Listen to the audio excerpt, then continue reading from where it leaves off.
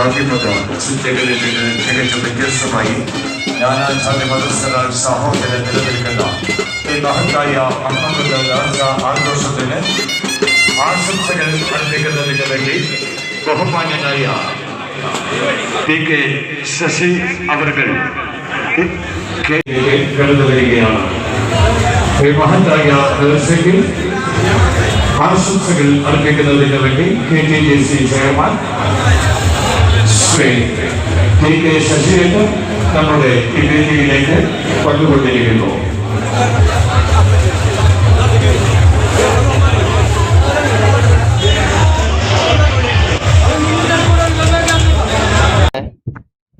എല്ലാ വർഷവും ഈ അമ്പംകുന്ന് ഔലിയ പാപ്പയുടെ നേർച്ചയ്ക്ക് ഞാൻ ഇവിടെ പങ്കെടുക്കാറുണ്ട്. ഏതെങ്കിലും ഒരു ദിവസം ഫക്രുദ്ദീൻ എന്നെ വിളിക്കാറുണ്ട്, ഫക്രുദ്ദീൻ നേരിട്ട് വന്ന് ക്ഷണിക്കാറുണ്ട്. ഇത്തവണ എന്നോട് പറഞ്ഞത് ഇത് തുടങ്ങുന്ന ദിവസം ആദ്യത്തെ ദിവസം തന്നെ എത്തണമെന്നാണ് എന്നോട് പറഞ്ഞത്. അതിന്റെ ഭാഗമായിട്ടാണ് അല്പം സമയം വൈകിട്ടാണെങ്കിലും ഞാൻ അവിടെ എത്തിച്ചേർന്നത്. ഞാനിതിൽ കാണുന്ന ഏറ്റവും വലിയ ഒരു വിഷയം, ഒരു പ്രശ്നമുണ്ട്.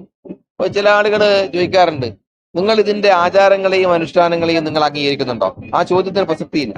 ഇവിടെ ഒത്തുകൂടുന്ന ആളുകളുടെ എണ്ണം എന്ന് പറയുന്നത് 10,000-ങ്ങളാണ്. 10,000-കണക്കിന് വരുന്ന ജനങ്ങൾ ഒത്തുകൂടുന്നുണ്ടെങ്കിൽ ആ ഒത്തുകൂടുന്ന ജനങ്ങൾക്ക് മനസ്സിനൊരു സമാധാനം കിട്ടുന്നുണ്ട് എന്നുള്ളത് വളരെ വ്യക്തമാണ്.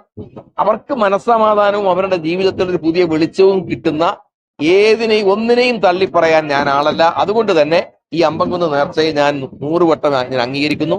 അതുകൊണ്ട് തന്നെ അത് മാത്രമല്ല, ഇതിന്റെ പ്രത്യേകത എന്ന് പറയുന്നത് ഇത് സെക്കുലറാണ്, ഇത് മതനിരപേക്ഷമാണ്. കാരണം ഏതെങ്കിലും ഒരു മതവിഭാഗത്തിന്റെ മാത്രം ഒരു പരിപാടിയല്ല. ഇത് ഹിന്ദുക്കളുണ്ട്, എത്രയോ ഞാനിപ്പോ 100 കണക്കിന് ഹിന്ദുക്കളെയാണ് ഞങ്ങൾ വരുന്ന സമയത്ത് കണ്ടത്. അപ്പൊ ഹിന്ദുക്കളും മുസൽമാന്മാരും ക്രിസ്ത്യാനികളും ഒക്കെ ആയിട്ടുള്ള ആളുകൾ വിവിധ പ്രദേശങ്ങളിൽ നിന്ന്, അത് കേരളത്തിൽ നിന്ന് മാത്രമല്ല, കേരളത്തിന്റെ വിവിധ പ്രദേശങ്ങളിൽ നിന്ന് മാത്രമല്ല. ഇപ്പൊ ഈ കഴിഞ്ഞ ദിവസം ഞാൻ 2 ദിവസം മുമ്പ് വയനാട്ടിലായിരുന്നു. 2 ദിവസം എനിക്ക് പരിപാടി വയനാട്ടിലായിരുന്നു. ഞാൻ അവിടെ ചെന്നപ്പോ ഒരാൾ ഇങ്ങോട്ട് വരികയാണ്. അയാൾ വന്നിട്ടുണ്ടാവും. പിന്നെ എന്നോട് പറഞ്ഞു, അങ്ങയുടെ നാട്ടിലല്ലേ ആ നേർച്ച നടക്കുന്നത്, ഞങ്ങളൊക്കെ വരുന്നുണ്ട്, അവിടെ പരിപാടിക്ക് വരുന്നുണ്ട് എന്നാണ് അത് പറയുന്നത്. പുൽപ്പള്ളി എന്നാണ്.